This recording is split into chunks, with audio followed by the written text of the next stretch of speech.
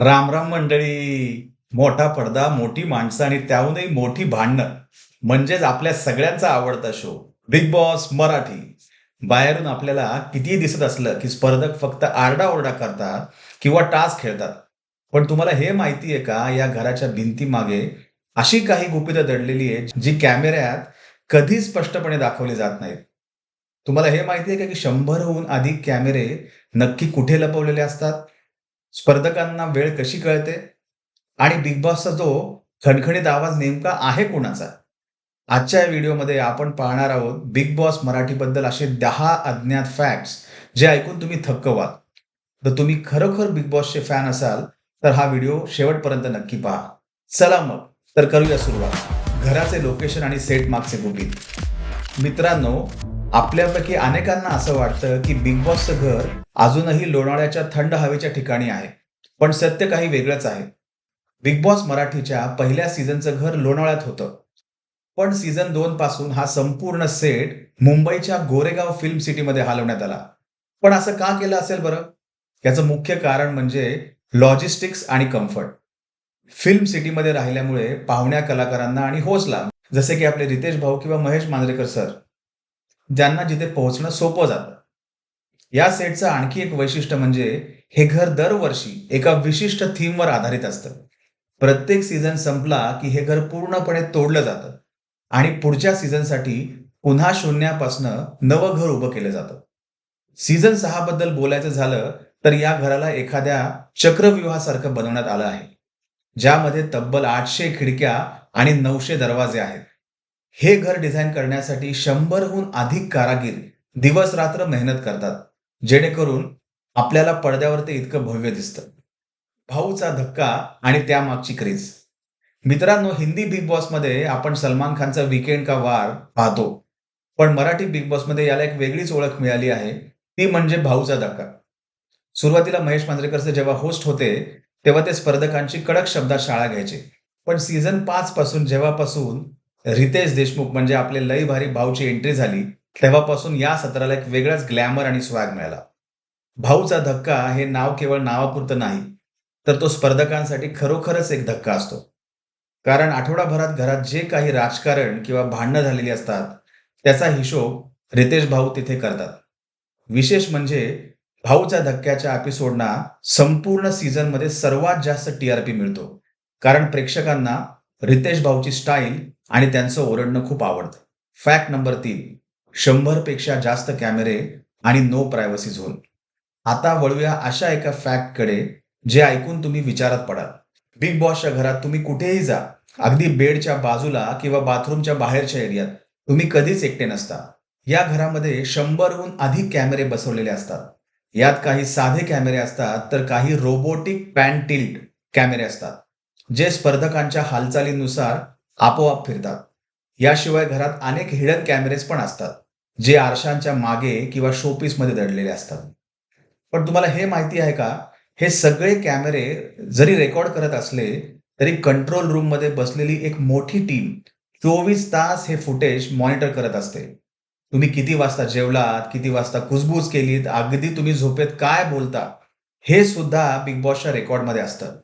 म्हणूनच म्हणतात ना, बिग बॉसचं घर आहे, इथे भिंतींनाही कान आणि डोळे असतात. फॅक्ट 6. वेळेचं अस्तित्वच नसतं. मित्रांनो, आपण आयुष्यात 1 तास जरी घड्याळाशिवाय राहिलो तर आपल्याला अस्वस्थ वाटतं. पण तुम्हाला हे माहिती आहे का, की बिग बॉसच्या घरात एकाही भिंतीवर घड्याळ नसतं. इतकंच नाही तर स्पर्धकांना स्वतःचं मनगटी घड्याळ वापरण्याची किंवा मोबाईल जवळ ठेवण्याची अजिबात परवानगी नसते. मग त्यांना वेळ कशी कळते? स्पर्धकांना वेळेचा अंदाज फक्त 2च गोष्टींवरनं लावावा लागतो. एक म्हणजे सूर्यप्रकाश. खिडकीतून येणाऱ्या उन्हावरनं ते सकाळ किंवा दुपार झालीये याचा अंदाज लावतात. दुसरा म्हणजे गाणी. सकाळी बिग बॉस जेव्हा त्यांना उठवण्यासाठी गाणं लावतात, तेव्हा त्यांना समजतं की आता 8 वाजले असतील, 9 वाजले असतील किंवा 11 वाजले असतील. वेळ माहीत नसल्यामुळे स्पर्धकांमध्ये चिडचिड वाढते आणि मानसिक ताण निर्माण होतो, जे या शोच्या फॉर्मॅटचा एक भाग आहे. कधी-कधी तर रात्रीचे 3 वाजलेत की पहाटेचे 4 हे देखील त्यांना समजत नाही. म्हणूनच बिग बॉसच्या घरात वेळ ही सर्वात महागडी गोष्ट असते. आता वळूया फॅक्ट 7 कडे, म्हणजे बिग बॉसचा तो खणखणीत आवाज कुणाचा? बिग बॉस मराठीमध्ये आपल्या सगळ्यांचं स्वागत आहे. मित्रांनो, हा भारदस्त आवाज ऐकला की स्पर्धकांचे धाबे दणाणतात. पण हा आवाज नक्की आहे कोणाचा? अनेकांना वाटतं की हा आवाज कम्प्युटर जनरेटेड आहे. पण तसं नाहीये. बिग बॉस मराठीचा हा खणखणीत आणि जरब बसवणारा आवाज आहे रत्नाकर तारदाळकर यांचा. रत्नाकर हे एक अत्यंत अनुभवी व्हॉइस ओव्हर आर्टिस्ट आहेत. यामागचं गुपित असं की रत्नाकर तारदाळकर हे कधीही स्पर्धकांसमोर येत नाहीत. अगदी सेटवर सुद्धा ते एका गुप्त रूम म्हणजे व्हॉइस रूम मधून स्पर्धकांशी संवाद साधतात. त्यांचा आवाज इतका प्रभावी आहे की केवळ आवाजाच्या जोरावर ते संपूर्ण घरावर नियंत्रण ठेवतात. जेव्हा एखादा स्पर्धक चूक करतो तेव्हा रत्नाकर यांच्या आवाजातला करारीपणा आणि जेव्हा एखादा भावुक क्षण असतो तेव्हा त्यांच्या आवाजातील माणुसकी प्रेक्षकांच्या काळजाला भिडते. खऱ्या अर्थाने रत्नाकर तारदाळकर हे बिग बॉस मराठीच्या घराचे अदृश्य कॅप्टन आहेत असं म्हणायला हरकत नाही. Fact number 8. 800 खिडक्या आणि 900 दरवाजे. मित्रांनो, प्रत्येक सीझनमध्ये बिग बॉसचं घर वेगळं असतं. पण 2026च्या म्हणजेच सध्याच्या सीझनने सर्व रेकॉर्ड तोडले आहेत. यावेळेस घराची थीम आहे नशिबाचा खेळ. तुम्हाला ऐकून आश्चर्य वाटेल की या घराच्या बांधणीत तब्बल 800 खिडक्या आणि 900 दरवाजे वापरण्यात आले आहेत. हे केवळ शोभेसाठी नाही तर घराला एक भूलभुलैया किंवा चक्रव्यूहासारखं स्वरूप देण्यासाठी केलं गेलं आहे. स्पर्धकांना सतत असं वाटत राहतं की कोणीतरी खिडकीतून त्यांच्यावर लक्ष ठेवून आहे. मराठी बिग बॉसच्या इतिहासातील हे आजवरचं सर्वात महागडं आणि गुंतागुंतीचं घर मानलं जातं. Fact number 9. 24 तास मेडिकल आणि मानसोपचार तज्ज्ञ. बिग बॉसच्या घरात राहणं सोपं नाही. 100 दिवस आपल्या कुटुंबापासून दूर, मोबाईल शिवाय आणि सतत कॅमेऱ्यांच्या नजरेत राहिल्यामुळे स्पर्धकांवर प्रचंड मानसिक ताण येतो. म्हणूनच घराच्या मागे 24 तास डॉक्टर्स आणि सायकोलॉजिस्ट म्हणजेच मानसोपचार तज्ज्ञ तैनात असतात.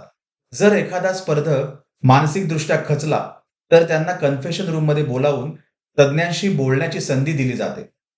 इतकंच नाही तर काही गंभीर आजार किंवा दुखापत झाल्यास सेटवरच एक छोटी मेडिकल रूम देखील असते, जिथे तातडीने उपचार केले जातात. आपल्याला पडद्यावर फक्त भांडणं दिसतात, पण पडद्यामागे त्यांच्या आरोग्याची मोठी काळजी घेतली जाते. फॅक्ट 10. स्क्रिप्टेड की रिअल? आणि आता सर्वात मोठा प्रश्न, हा शो स्क्रिप्टेड असतो का? लोकांना वाटतं की कोणाशी भांडायचं आणि कोणाशी मैत्री करायचं हे बिग बॉस सांगतात. पण सत्य हे आहे की बिग बॉस कधीच कोणाला संवाद लिहून देत नाहीत. स्पर्धक जे काही बोलतात ते पूर्णपणे त्यांचं स्वतःचं असतं. निर्माते फक्त टास्क आणि ट्विस्ट प्लॅन करतात, जेणेकरून स्पर्धकांच्या स्वभावाचे वेगवेगळे पैलू बाहेर येतील. थोडक्यात सांगायचं तर परिस्थिती निर्मात्यांच्या हातात असते, पण त्या परिस्थितीवर दिलेली प्रतिक्रिया 100% खरी आणि नैसर्गिक असते. म्हणूनच हा शो इतका लोकप्रिय आहे. तर मित्रांनो, हे होते बिग बॉस मराठी बद्दलचे 10 अज्ञात फॅक्ट्स. तुम्हाला यातली कोणती गोष्ट सर्वात जास्त आवडली आणि तुमचा या सीझनचा आवडता स्पर्धक कोण आहे? कमेंटमध्ये नक्की सांगा. व्हिडिओ आवडला असेल तर लाईक करा आणि अशाच इंटरेस्टिंग माहितीसाठी आपल्या चॅनलला सबस्क्राईब करायला विसरू नका. धन्यवाद.